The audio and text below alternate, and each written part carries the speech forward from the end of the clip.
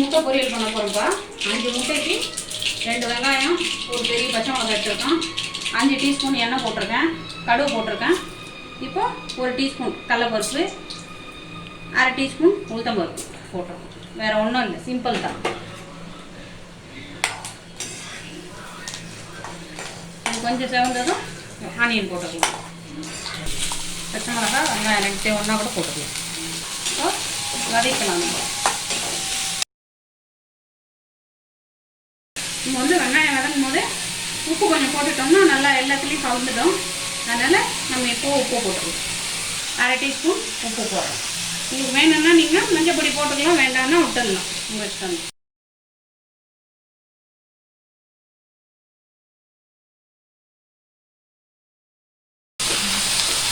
நல்லா ஒரு 3 நிமிஷம் வெங்காயம் பச்சை மிளகாய் வதங்கிட்டு பாருங்கள். கொஞ்சமாக எடுத்து நம்ம போடும்போது அதிகமாக இருந்து இப்போ வதங்கிட்டு நம்ம இப்போ அடுப்பை கொஞ்சம் சிம் பண்ணிட்டு முட்டை உடச்சி ஊற்றிக்கலாம்.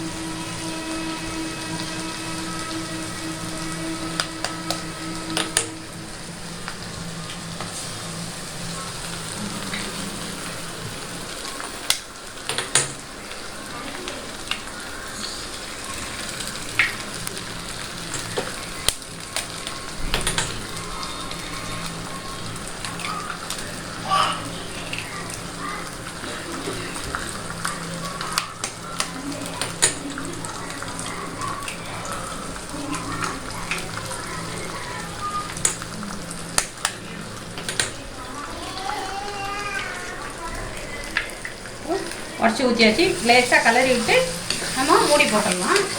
ஒரு 5 நிமிஷம் வந்துச்சுன்னா ரெடி ஆகிடும்.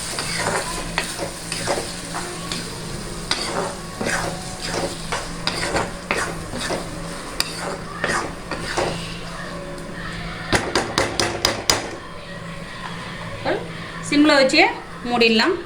மூடி போட்டுடலாம். ஒரு 5 நிமிஷம் ஆச்சுப்பா. இப்போ திறந்து பார்க்கலாம்.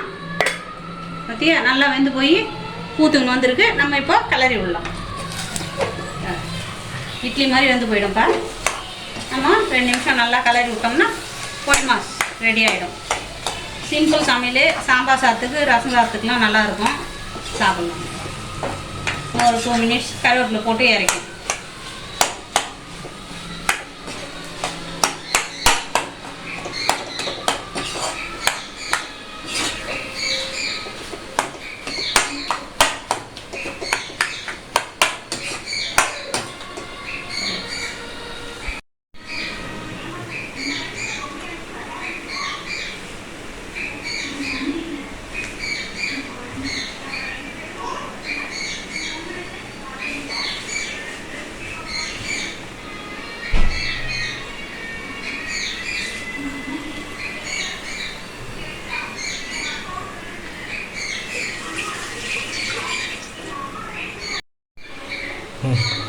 இப்போ கருவேப்பிலை போட்டு 2 கலர் கலரி இறக்கிடலாம்ப்பா. முடிஞ்சிடுச்சு.